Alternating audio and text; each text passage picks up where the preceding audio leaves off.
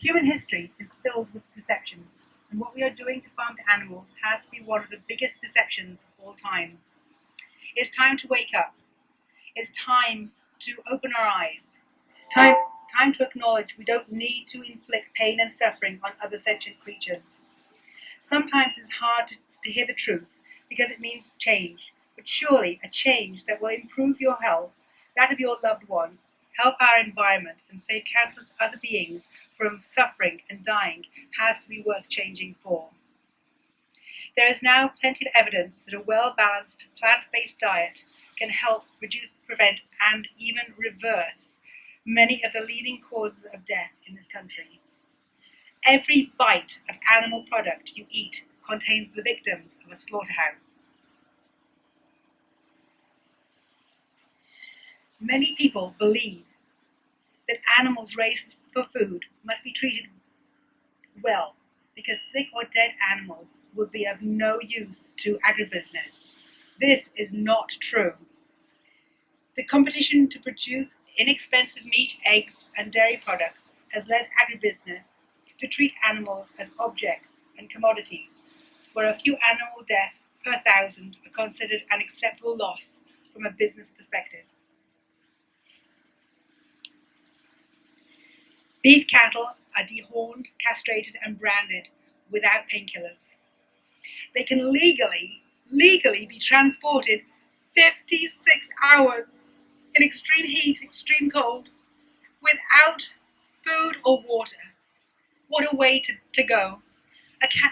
Cattle can be transported 3 to 7 times in their lives, from birth to the slaughterhouse. And this is legal. Some monstrous person or group of people have campaigned and they have a law that says these animals can be transported 56 hours. It's wicked. These animals are terrified. They're moved by electric prods. When they get to the slaughterhouse, they're not willing victims. They're not walking in thinking, oh great, I'm going to my end. These animals don't want to die. So and the production is so fast. These animals arrive, they're dispatched as fast as they can, and they're turned into meat as fast as they can. So very often they're not stunned properly. Very often these poor creatures go through the process without being killed first. Imagine being completely conscious and going through a slaughterhouse. 640 million chicks are killed in Canada every year. I'm going to say that again because that's just a boggling number to me. 640 million chickens are killed every year in Canada. And they've been genetically over-engineered to be ready for slaughter in only 30 days. These birds are debeaked without painkillers to stop injuries from pecking and fighting. They are in horribly crowded, dirty conditions. And the ammonia from their feces can cause them to have blindness and body sores. They are bred to be so overweight that their legs can't support them well, and they are often in constant pain. When it comes time for slaughter, they are thrown callously by low-paid workers into crates, where many of them are injured and killed. Legs and claws are often ripped off in the handling process. And when it comes to slaughter, they're no more willing to die than the cattle. When it comes to slaughter, they are ducking and weaving and squirming and trying to get away from the horror, which again means they could end up going through the whole process of their death very, very slowly, be very, very conscious of what's happening to them. Originally they get stunned. Now, it's been proven the first thing that happens to them when they're stunned is they don't lose consciousness. So now you have a being that can't move, but is fully aware of what's going on. And then they get taken to a scalding bath, and they're dipped into the scalding bath fully conscious. And that is the standard. That's how it is. But with the ducking and weaving, they don't always even get stunned. And so the next thing they do, they go into the scalding bath, Sorry, they go to have their necks cut, but they're moving, and so the blades that are supposed to chop off their heads miss them. They're just like partly cut the necks. I'm sorry, they partly cut the necks, or they miss cutting off the heads altogether. And so now you have a completely live bird going into the scalding tank. And it's been proven when in 2000 they checked the quality of the water in these scalding tanks, and they found many of them, the vast majority of these scalding tanks, were filled with salmonella. And the salmonella comes from the birds that are alive pooping in the water. So, it's terrible. So let me tell you a more cheerful story. Try to brighten things up a bit. A few years ago, I went to a farm sanctuary, Watkins Glen. I was planning on going there. I go there a few times, and I love the place. My first visit that year, I went with friends and a large bag of cranberries, something I had been told was my sponsor turkey's favourite food. When I walked into their beautiful turkey enclosure, I was pretty much snubbed. You could imagine me thinking, oh, here's another tourist wanting us to put on a show for her. She must be kidding. They ignored me for some time until they realized that I had a Costco-sized bag of craisins. Well, everything changed. In a matter of seconds, I began being serenaded by a flock of turkeys, all trying their best to make me believe they were the prettiest, the best, the most worthy turkey to get their treats. And I sat with them for about an hour, just thoroughly enjoying watching the different personalities, watching them interacting with me and with each other, and it was an incredible experience, one I won't forget. Now, the second part of the story is, a week later, I went back to Watkins Glen to the hoedown, and part of the time there involves going back and seeing all the animals. So I had reason to go into the turkey barn again, or the turkey paddock. And they let people in. This is beautifully done, and they only let people in a few people at a time. So there'd been maybe 100 people before me, and there was probably a good 100 people behind me. I went into the paddock with a group of about 15 people, and these turkeys. This is like 7 days later. These turkeys saw me and came flying over as a giant flock. Started to preen themselves, and they pushed everybody else out of the way, and they were doing their little dance with me again, and just wanting my attention. And everyone was looking at me and said, "Why are they doing this to you?" I don't know, because I wasn't supposed to have fed them the time before, you see. So, so they let me feed the turkeys the time before as a special treat for me. That's on video, so now everybody knows. But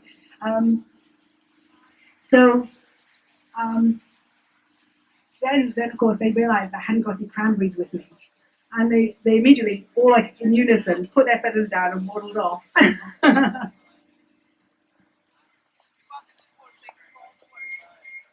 Dairy cows,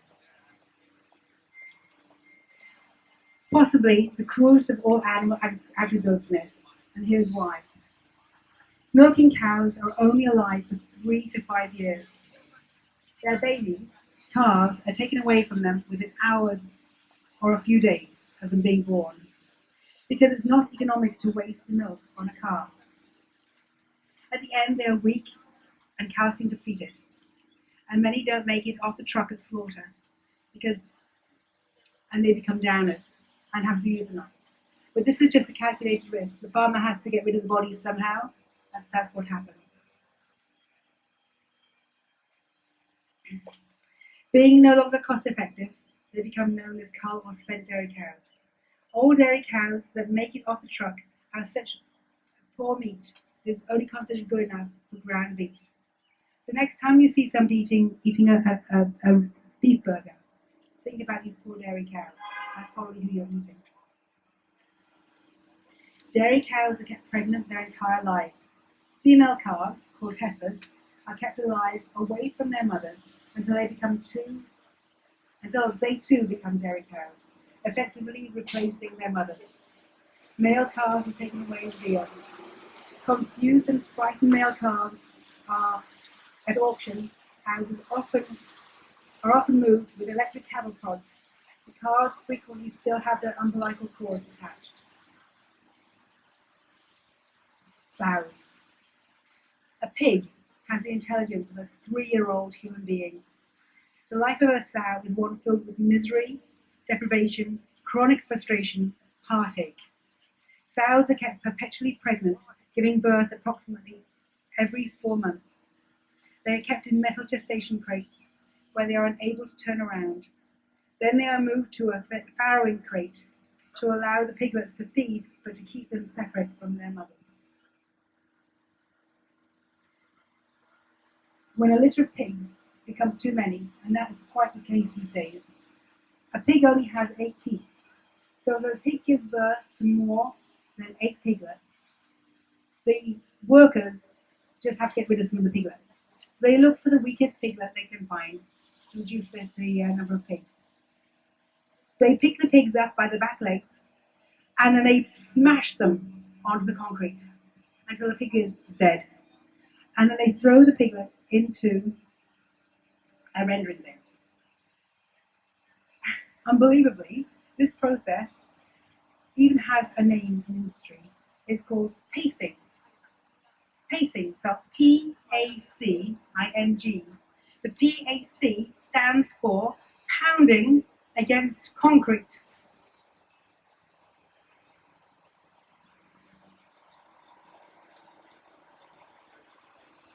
So the dead of injured piglet gets tossed into a rendering bin, along with all the other garbage that's useless, or gets stuff to get rendered. And the rendering bin is emptied once a week.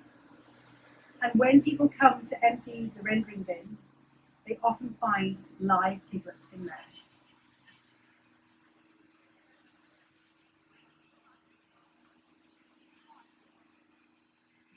Sows are legally allowed to be transported up to 36 hours without food or water.